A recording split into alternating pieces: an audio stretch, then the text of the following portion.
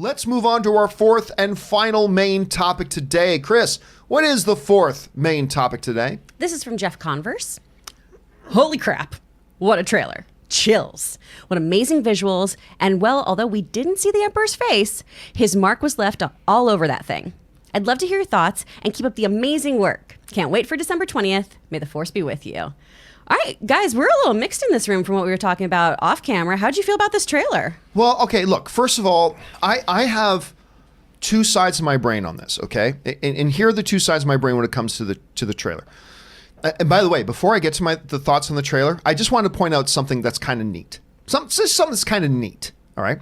So along with the new trailer comes the official poster. They've now put out the official poster for Star Wars Episode 9, The Rise of Skywalker, and this is it. It's a Star Wars poster. It's fine. I have no problem with it. At least it doesn't have 55 heads on it like some of the previous Star Wars posters have. So it's fine. I like the Falcon in there. You get the Star Destroyers. Great. Okay, so I'm fine with it. Perfectly good poster. No big deal. What is really interesting, though, if you see my hand, down there in the little credit block in this, I got a big kick out of this. Top billed actor in this movie. It's Carrie Fisher. They gave Carrie Fisher the top billing in the movie. Yay. And then second, they gave Mark Hamill. And then they went Adam Driver, Daisy Ridley, all that kind of stuff. They went after that. It doesn't, I'm not saying it means much. I'm not saying it does, but I thought that was really nice. I thought that was really cool. And on top of all that, it's not just a classic thing to do, but we all know J.J.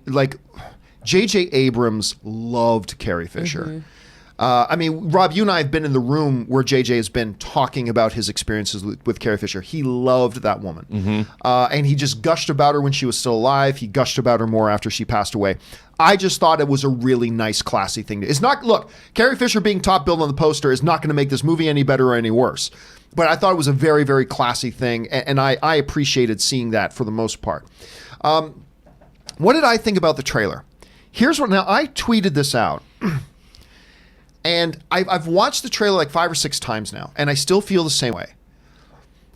It is a very good trailer. I mean, from everything about the Star Destroyer coming up from under the ice, we're getting a big space battle, all that kind of stuff. Seeing Rey running through Endor. When it first started with the 3PO scene, at first I thought, but then when I watched it through to its conclusion, having 3PO, who's never really had a true moment. All the glory's always been given to R2, for good reason. C-3PO's never really been given a moment, other than for comedic relief. And while at first I'm like, really? You're going to focus on 3PO here? And then by the end of it saying, I just want to get one last look at my friends. And I went, fuck me. That's okay. That's pretty good. That's pretty good. I like that. Seeing a shot with Carrie in it, hearing the Emperor's voice. I thought it was a very good trailer. However, while I thought it was a very good trailer, I'm still not sure that it was a great final trailer. You know, it felt like a gangbusters world beater first trailer for a movie. But there were a couple of things that I thought this trailer left on the floor. You know, I feel like there was a couple of missed opportunities here. Number one, and this is my biggest complaint about a lot of trailers. Give us a sense. Don't give away spoilers, but give us a sense. What's the story about? I have now seen 2 trailers and a sizzle reel, and I still can't tell you what the story is for this movie. And that's a problem. I think that's a problem. I think that was a big missed opportunity. You know, look, everybody fucking cries and whines, what? You want them to give everything away in the trailer? Guess what, Einstein? There's a difference between not even telling us what the story is and giving everything away. There's a big gap in between theirs, and I think the comfortable spot is somewhere in between. I have no sense of what the story of the movie is. I still love the trailer, but I got no sense of what the story was. And I think there were 2 missed opportunities. Keeping in mind, Rob, that these things are commercials. Trailers are commercials. That's all they are.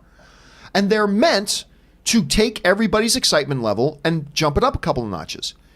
There is nothing they could have done in this trailer that would have gotten more bumps on the excitement scale than actually showing us, you don't have to be a lot.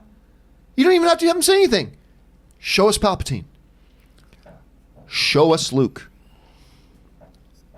Just nothing that gives anything away. Just show him for a second. And I'm simply speaking from a point of view of marketing. All right? Just a point of view of marketing. From a marketing point of view, I felt like this trailer had a couple of missed opportunities. I still liked it very much. I watched it several times, but I just think from marketing, pure business, dollars and cents, marketing points of view, I felt like it missed a couple of opportunities to really knock it out of the park. Solid trailer, very good trailer. I'm going to watch it several more times. I got a big kick out of it. Some very big chill moments for me. But again, just it's a commercial meant to motivate people. Put the things in it that are going to motivate people. But anyway, that's just my thought. Rob, you had a chance to watch this trailer. What do you think about it? Well, you hate J.J. Abrams, okay, so tell us what you think about this thing. Here's the thing. I think we're going to discuss. There's a difference between, first of all, before I say what I'm going to say, there's a difference between discussing a trailer as a piece of marketing and commercialism, and then there's then talking about the Star Wars franchise as a whole. Now, I thought this was a very ineffectual trailer for the very reasons that you stated, but more than anything else. Go back and watch the final Revenge of the Sith trailer. That trailer leans heavily on interactions between characters. You see Anakin talking to Palpatine. You see Obi-Wan talking to other people, to Sam Jackson. It's all about character and story. And that's that's what interests me about movies, is characters and stories. Aside from C-3PO responding to Poe Dameron, there is no dialogue shown in this trailer between anyone. We hear voiceover. We hear people talking, and then they're giving us imagery that is supposed to somehow back up what this is saying. But I go to see movies because of stories and character. And nobody talks to each other in this. No one has one exchange of dialogue with anyone else. Other than the 3PO thing. Other than 3PO, actually. So, like you said, why should I go see this movie aside from the fact, why don't I play Jedi Fallen Order? You know, if I want Star Wars imagery, which we get, and there's lots of really interesting, compelling imagery. Certainly horses riding across the top of a Star Destroyer is something we haven't seen before, and that was interesting. And I'm like, okay, well, I don't know what's going on there. I want to see that. Why do we have a bunch of old Star Destroyers? Why? I mean, if you've read all the spoilers, you know, but still very cool. And at the end of the trailer, I'm looking at Rey's face. It's a close-up of Rey's face and her blue lightsaber. And I didn't feel anything because I don't know what that's supposed to mean. A character having and I know people would say, oh, you're going to find out in the movie. No, you've got to, my excitement to see a movie is to immerse myself in a story. And again, watching that Revenge of the Sith trailer, that final trailer, I'm like, I remember watching that trailer going, oh my God, it's all about the seduction of Anakin Skywalker. Now, I don't know what that's going to be like, but I know that's kind of where they're going. I know nothing about this movie other than, okay, Rey is training again. I mean, the First Order destroyed the galactic seat of power. More people died in Force Awakens than died in Star Wars when Alderaan was blown up. I want to have some semblance of, they literally have a wide shot where you see Lando Calrissian sitting in a room full of a bunch of people. It's like, okay, there's a meeting taking place. Wouldn't it have been interesting to see what they were talking about in that meeting? One dialogue exchange? And I wondered, why is there not? To your point, a very similar shot in the trailers in Rogue One did that very thing, and it was very effective. Very effective. Very effective. And I thought it was really interesting that I would have thought, and I've cut trailers myself for movies, that we would have seen interplay between all the different characters. I mean, I know everyone's in it, but tell me, how are they feeling so I know how I'm going to feel? But a lot of people are like, oh, it's Star Wars, it's beyond reproach. Like, I'm just talking about this trailer. For me, I thought it was ineffectual because, like you said, John, there's nothing in it that makes you go, oh my God, I have to see that. I mean, it's Star Wars, so I'm going to go. But there's nothing about this particular trailer or this movie now that I'm like, oh my God, I've got to see so-and-so who's standing in front of the Emperor. Like, where's my final shot where I'm going, what? I don't. Return of the Jedi. One of the final shots of that trailer, door opens, Luke and Vader standing side by side. They're just standing in a doorway. Like, oh my God, remember that? And the way it opens and it's, I mean, there was nothing like that in this trailer other than it was all pomp and circumstance, but I didn't feel anything when I was watching. Here's the thing, the trailer is all imagery. And there are moments of imagery that have made me go, woo. Like again, we're hearing the voiceover of Palpatine going, I have waited, and and then this Star Destroyer coming up from under the ice. Okay, listen, that gave me the chills. I like that scene. But I think you raise a magnificent point about how all these other really effective trailers, they highlight on character interaction. And through moments of character interaction, they give us a sense of what's going on and what the story is. And I love what you just set up there about how that last shot of Rey standing there looking very concerned, intense, whatever. I feel like had there been a moment in the trailer earlier of some interaction between her and a character to give dramatic context to that last shot of her, it would have had a lot more emotional weight. Now, again, we're just talking about the trailer. We're just talking about a commercial here. I just feel, I go back to my original thought, Rob. I thought this was a spectacular first trailer. I just feel like they dropped the ball a bit for a final trailer. Chris, you had a chance to watch this trailer. Like, where are you in all this? How did it hit you?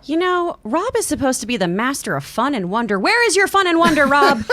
Well, golly Moses. I mean, look, I've seen Star Wars imagery for the last 42 years. I know that I'm going to get that imagery in a movie. What I'm not, I want these characters. I want to know what's on their mind.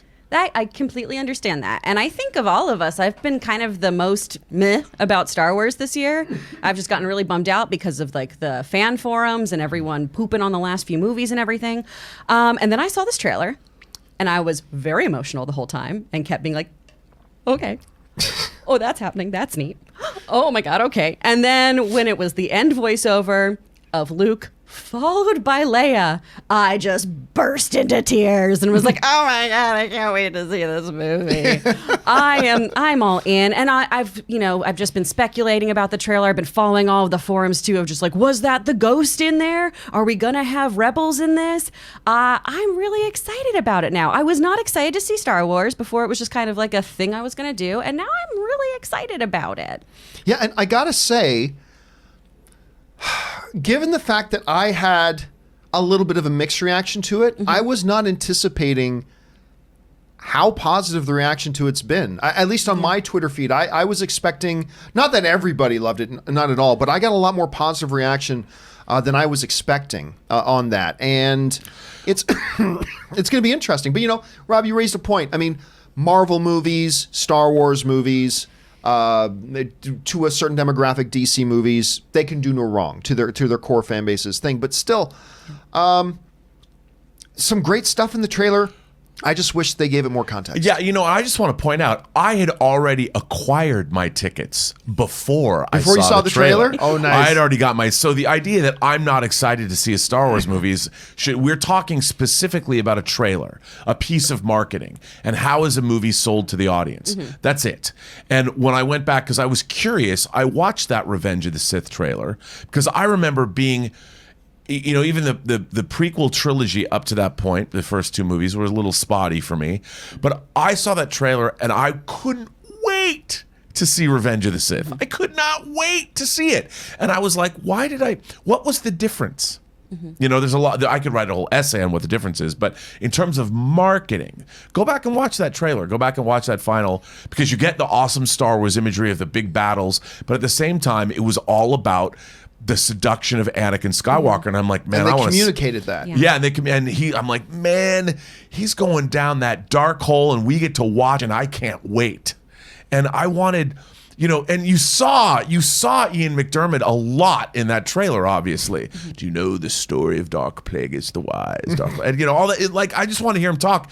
Imagine if that trailer had ended with a full-on shot. I mean, they show us he's in the last poster. The big overarching thing of Palpatine. So it's not a surprise. Ian McDiarmid's name is on, and he's on the poster. We were talking about it yesterday. If you just had if the last shot of that trailer was Palpatine, imagine if he does ignite Force. I mean, He I didn't would've- even have to. Just doing a slow Coming in walk frame. into camera. Yeah. I mean, that would have been it. What if the voiceover we heard of him saying, "I've waited a long time"? That was a if great that's how moment. the trailer ended, I would have been like, "Oh my god!" I would have been drooling my mind would have been blown or melted or something. Anyway, a lot of good stuff in it, but I think from guys, from a marketing point of view, I thought they left some stuff there. I thought they had an opportunity there to really blow the doors off with it. Didn't think they did. Still a very good thing. I'm excited for this movie. Guys, what did you think about the trailer? This final trailer, although we're going to get more TV spots. What did you think of this final trailer for Star Wars: The Rise of Skywalker? Jump down to the comment section below and let us know your thoughts. All right, guys.